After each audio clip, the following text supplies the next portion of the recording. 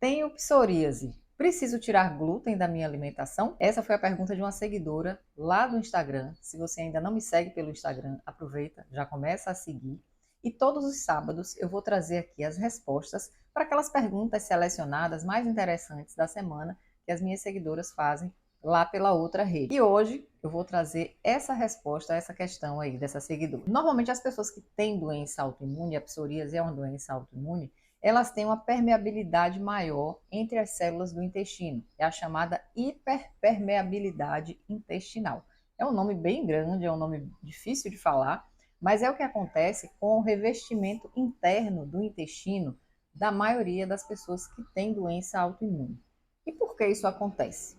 Na doença autoimune, a pessoa tem uma imunidade que ela é muito desorganizada, uma imunidade muito reativa. Então, você já começa a perceber, bom, se essa imunidade está ativa demais, se ela começa a atacar células do próprio corpo, células que não é para ela atacar, a gente já começa a perceber o quê? Talvez determinados alimentos podem atiçar ainda mais essa imunidade e ela passar a ficar mais reativa, ela atacar mais as células do próprio corpo e acabar causando o quê?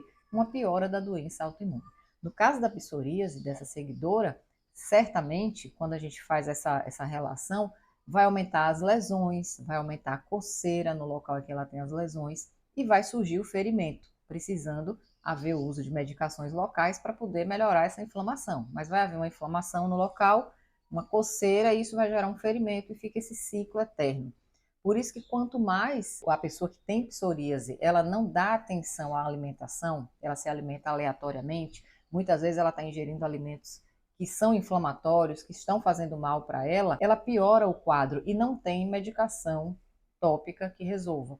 Por mais que ela utilize pomadas de corticoide, etc., imunossupressores, não vai ter uma resolução de fato, porque a gente tem que olhar para dentro, a gente tem que olhar a causa, a gente tem que cuidar do terreno biológico. E aí, mais uma vez, eu convido vocês a assistirem o vídeo em que eu falo dos alimentos que inflamam e que não inflamam, que eu vou colocar aqui abaixo na descrição, para que vocês entendam o que é esse terreno biológico e a importância da nutrição, da manutenção de um terreno biológico saudável. Então, se essa pessoa está se sobrecarregando de vários alimentos que para ela fazem mal e ela tem psoríase, com certeza ela não vai ter remissão, né? Ela não vai conseguir calar a boca dessa doença autoimune para ela poder ter tranquilidade. Ela vai ter sempre crises e mais crises. Um problema muito importante hoje é que as pessoas consomem muito mais fontes que têm glúten do que antigamente. Hoje em dia, a maioria dos alimentos industrializados, até aqueles que a gente não imagina que tenham glúten, tem.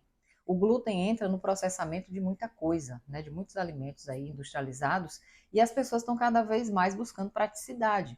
Então, biscoitos, pães, massas em geral, alimentos congelados, a grande maioria deles tem glúten. Então, hoje em dia, as pessoas consomem muito mais glúten do que antigamente, e o glúten de hoje é um glúten de um trigo que foi modificado geneticamente, para que ele produzisse mais rápido, para que ele produzisse mais e para que ele tivesse uma concentração de glúten maior, justamente para atender a necessidade, né, das indústrias de panificação, que precisam ter uma produção lá das massas, dos pães, cada vez mais fofinhos, cada vez com aparência melhor. E disso depende diretamente a presença do glúten. Por isso que esse glúten modificado, ele gera um benefício muito grande para essas empresas, né, que produzem esses produtos. Mas para a gente que consome é péssimo, porque quanto mais modificado esse trigo é, maior a concentração de glúten nele e mais danos à nossa saúde. Um ponto aqui crucial que responde a essa pergunta da seguidora é que o glúten lá no intestino, ele aumenta muito a produção de uma proteína chamada zonulina. E essa zonulina ela é responsável por controlar essa permeabilidade do intestino, permitindo ou não a passagem de substâncias por essa mucosa interna do intestino. Só que um excesso de glúten vai fazer com que ocorra um excesso da produção de zonulina.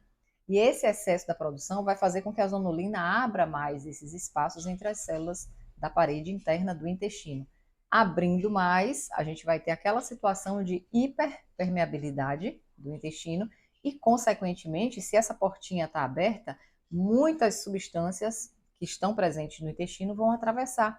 Uma delas são essas frações aí, glúten, dos cereais que tem glúten, que vão atravessar por essa mucosa permeável e isso vai chegar na circulação. Talvez para uma pessoa que não tenha uma sensibilidade maior ao glúten, isso não vá a princípio gerar um problema agudo ali imediato, mas para a pessoa que já tem uma doença autoimune ou para alguém que já tem uma sensibilidade, uma intolerância maior a esse glúten, isso vai ser a gota d'água para ela desencadear um processo inflamatório e para ela desencadear uma hiperestimulação, ela vai estimular muito mais o sistema imunológico, porque para o sistema imunológico, aquela substância que está ali presente no sangue é uma substância desconhecida.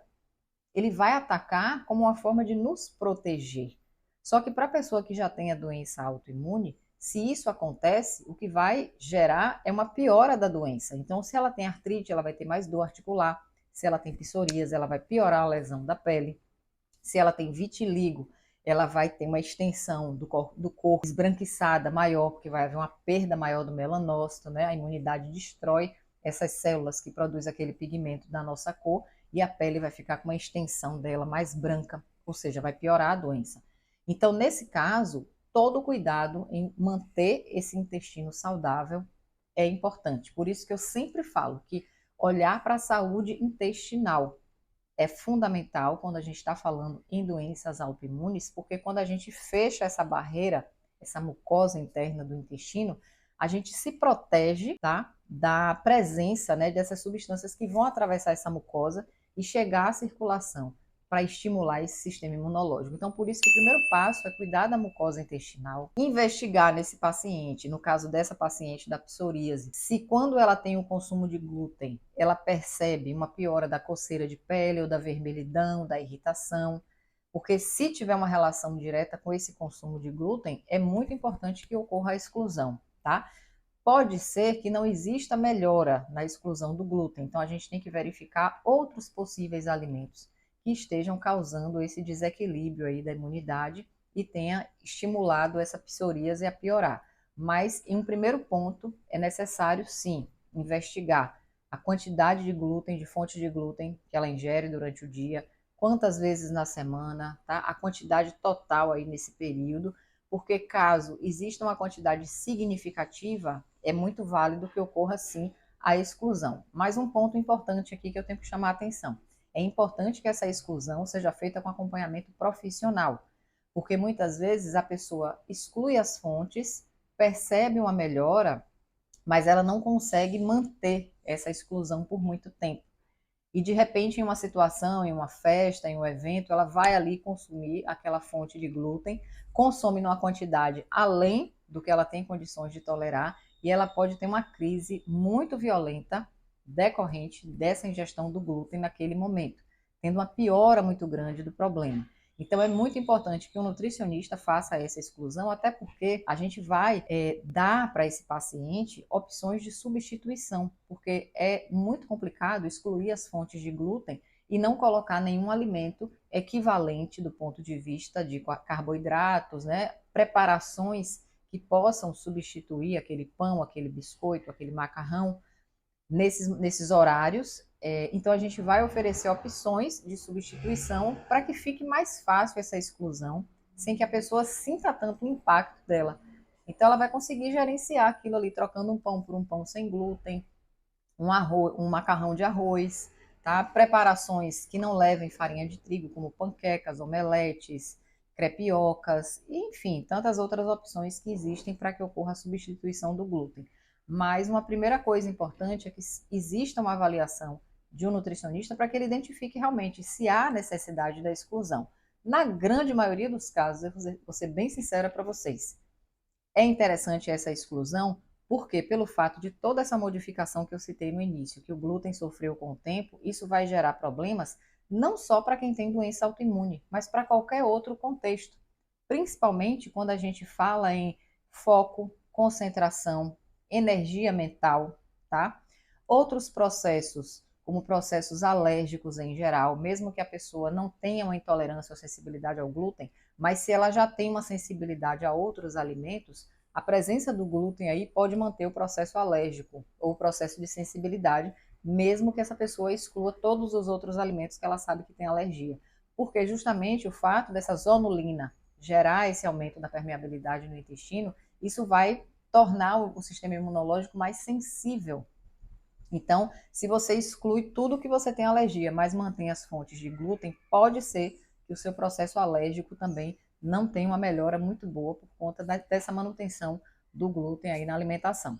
Então, por isso que é importante o acompanhamento de um profissional, inclusive para que ele avalie a possibilidade futura de voltar a haver essa ingestão do glúten por essa pessoa. Na grande maioria dos casos, quando a gente exclui e a pessoa tem uma melhora do quadro da doença autoimune, seja a psoríase ou qualquer outra, é raro acontecer do paciente solicitar ou ele voltar a consumir as fontes de glúten, porque ele percebe uma melhora tão significativa, ele fala, bom, não vai valer a pena eu voltar a comer pão, biscoito, macarrão e voltar a ter, né, um desequilíbrio ali, uma descompensação da minha doença. Então, muitas vezes, a resposta é tão positiva quando ocorre essa exclusão que a pessoa recusa voltar a comer. E tudo bem, a gente não vai ter nenhuma perda nutricional por não consumir fontes de glúten, tá? Muito pelo contrário, eu sempre converso com as minhas pacientes que quando a gente exclui o glúten,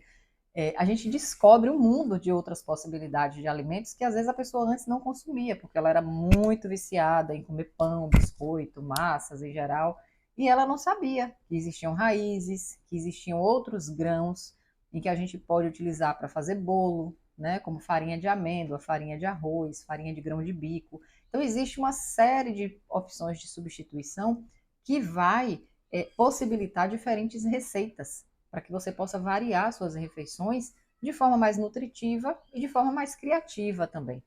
Então, é um mundo que a gente consegue descobrir quando faz essa exclusão do glúten. Então, não há nenhuma perda do ponto de vista nutricional. E você, por outro lado, ainda vai descobrir uma série de opções, de possibilidades de se alimentar com outras fontes, outras receitas, que com certeza vão atender às suas necessidades, sem você sentir falta daquele pãozinho, daquele biscoitinho. Isso eu te garanto.